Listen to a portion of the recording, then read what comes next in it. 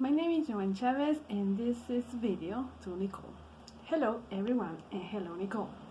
This is the way that I found to complete what we were doing because we work in your two first assignments but we didn't have time to complete your assignment 3. I really hope you can follow this assignment.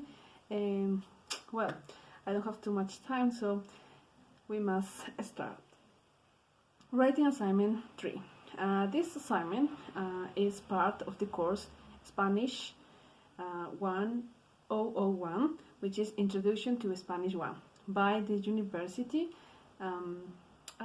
Thompson Rivers University, or TRU, as it is known in Canada.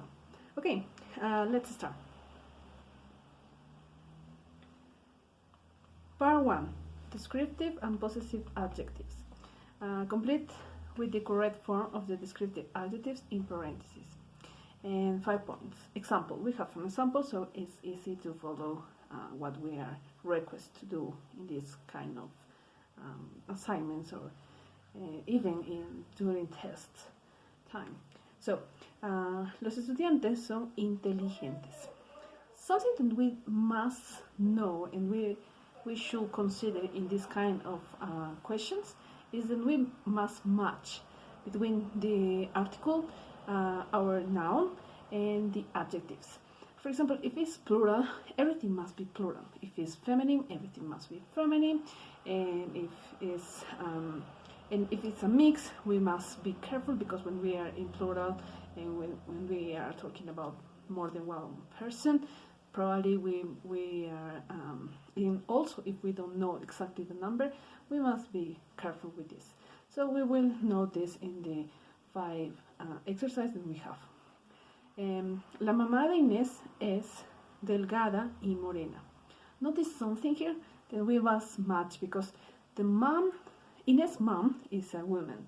As a result, we must match our adjectives delgada and morena. And they must correspond to women. So if you notice something, we are ending these adjectives in a or a in English. Okay. Exercise 2. Ellos son guapos y jóvenes. In this case, we don't know if we are talking about it's a group of men or maybe it's a mix. But we need probably is a man because we are saying guapos. If it's a girl, probably I would say it's guapa, but joven is for both genders, so we must be careful in this part, okay? But in this case, because it's plural, so we will say just ellos son guapos y jóvenes. Exercise 3. Mi tío es muy inteligente y trabajador. If it's a woman, we will use inteligente in the same way. It's inteligente, ella es inteligente, él es inteligente. But in the case of trabajador, which is like hardworking, and we will say ella es trabajadora. Notice this, if it's a girl, I will say trabajadora. So I will end this adjective with in a, okay? Okay, exercise 4. Las amigas de Maite son inglesas y ecuatorianas. In this case, I don't know how many friends Maite has. So I will just pluralize this and I will say like the friends are inglesas y ecuatorianas. Okay, we don't know exactly the number, so we don't know. But if we know if it's just 2 people, I will say las amigas de Maite son inglesa y ecuatoriana, because we know that it's just two people that we are talking about.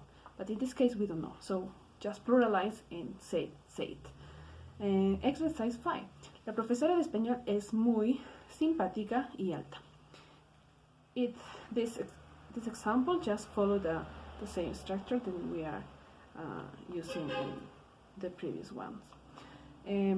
Okay, part B. Complete with the correct form of the possessive adjective. 5 marks. Mi mejor amiga se llama Julia. Su hermana y su hermano están casados. Tienen 2 hijos. Su hija se llama Clara y su hijo Pablo. Ahora ellos están en su apartamento en una fiesta. Es el aniversario de nuestros padres. También en la fiesta están nuestras primas, Marita y Gabriela. Ellas son pelirrojas y sus ojos son azules. ¿Cómo se llama su mejor amiga? Okay, in this case, I just use these possessive adjectives and I just use in this paragraph, and so just try to follow them. And also in this case, just be careful with the plural when we are talking about me and more people, or maybe about a girl or about a boy, and just be careful with that. Okay, but in Spanish it's a little easy because if I am talking about her brother is su hermano, and if it's a girl, and if it's a boy, I will say his brother. But in this case, it's su hermano in both cases. So you shouldn't have mistakes or doubts in this part. Okay. Part 2, verbs, 10 marks. Answer the following questions using complete sentences. Example: ¿qué estudias tú? Incorrect answer if it's is español, because I am just saying my signature, the course that I am taking, but I shouldn't say this.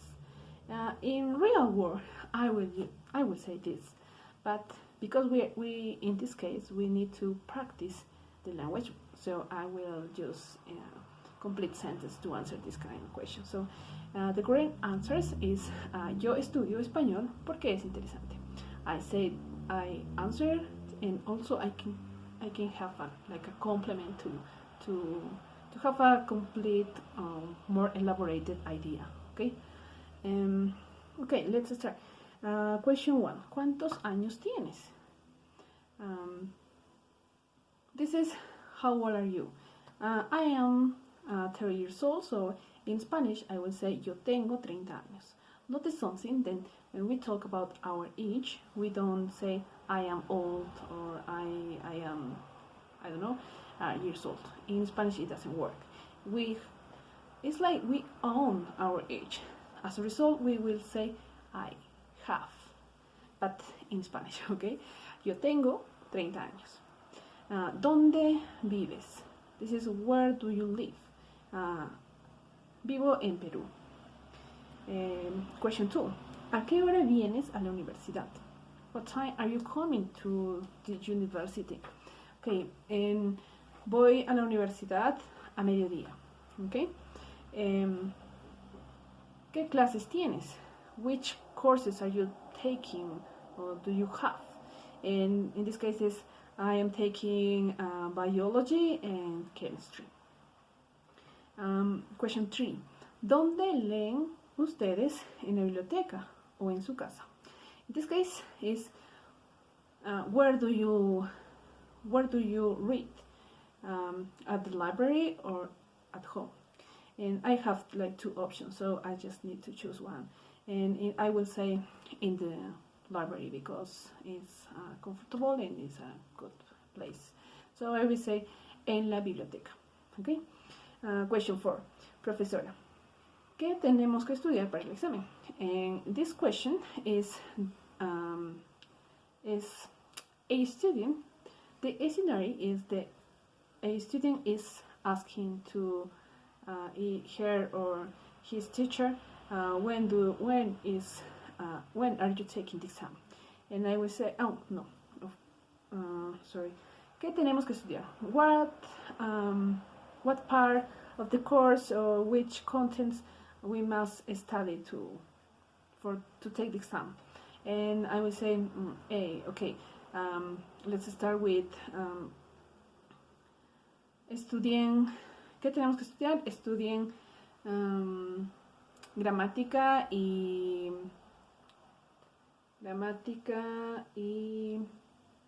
writing y escritura. you study grammar and writing. ¿Cuándo es el examen? ¿Por la mañana o por la tarde? What time is the exam? In the morning or in the afternoon? In this case, el examen es la próxima semana o el miércoles próximo por la tarde. The exam is next Wednesday in the afternoon. Okay, question 5. ¿Tus tíos y tú vienen a comer? ¿Tienen hambre? And there are 2 questions. Also, in each case, there are 2 questions, so you must be careful to answer all the questions in each item, okay? And tus tíos y tú vienen a comer.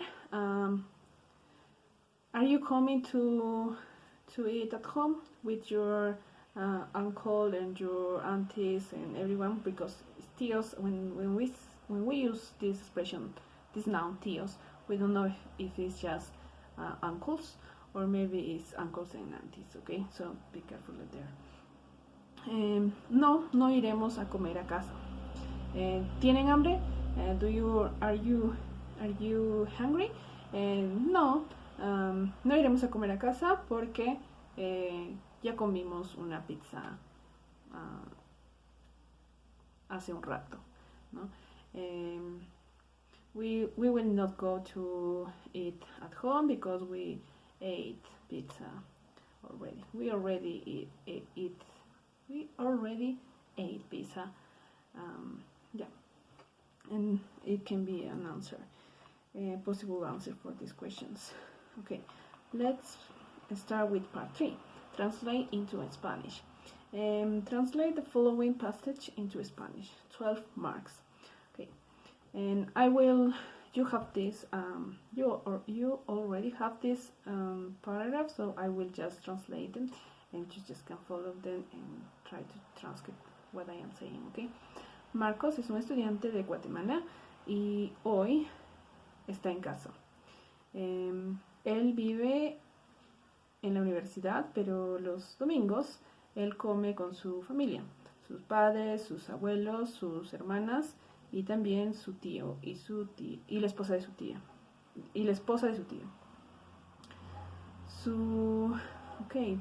El nombre de su padre es Jorge y es un ingeniero. El nombre de su madre es Mónica y es una doctora. Él tiene 2 hermanas, Anita y Laura. Ellas son hermosas e inteligentes. Notice something in this part, and I am saying beautiful and intelligent, okay? But in Spanish, when we have this kind of like we are saying something and we are saying something in parallel, we must be careful because if this second adjective starts with e, we will use a instead of e, okay? Usually you will use hermosas y altas, okay? Is el y or y, but in this case, because it will sound really weird, because I will say y inteligente, sounds a little weird, so I will use e inteligentes, okay? So be careful in this part. Su tío Juan no trabaja y él lee y escribe novelas. Okay, this last sentence is a little weird for me. Probably I will say su tío Juan no trabaja, pero él lee y escribe novelas. Probably because his uncle is like a writer or something like that. Él y su esposa Julia tienen un niño pequeño, Tomasito. Él es solo 3, he's only 3 months old. Probably él solo tiene 3 meses de edad. This is how we would say this. And last sentence is Tomasito is Marcos' favorite cousin. Tomasito es el primo favorito de Marcos. Okay. Part 4, writing expression. Describe your favorite relative and write several sentences about him or her. Include this information: name, relationship to you, profession, age, and place of origin. Okay, I will try with my brother, and I will say my brother's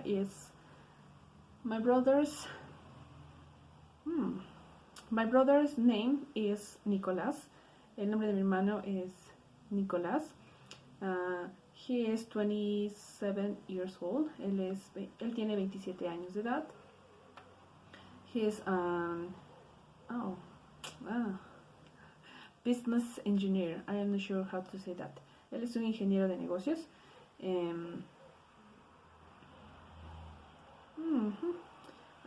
We are from Peru, so he is from Peru. Él es de Perú. What else I can say? And he is my youngest brother. Él es mi hermano más joven, o mi hermano menor. Okay, with this I think we have like 50 words, and this is the task, so we have we complete this part. And the last part is part 5. We have facts about Ecuador. Complete the following statements using the correct words or phrase. In this case, probably you have like a video or a recording or something, and if you don't, maybe you have in internet you can find these answers. It's not too difficult. Yes. Question sentence 1 is: la capital de Ecuador es Quito. Un lugar interesante para visitar son las Islas Galápagos, y el volcán activo más alto del mundo es el... yo sabía eso. Cotopaxi. All of them, there is information about Ecuador, and so you just can try to search a little, and you will do it. Okay, let's complete this task, and I hope you really enjoyed this video and it can be clear for you. Thank you very much, and see you next time.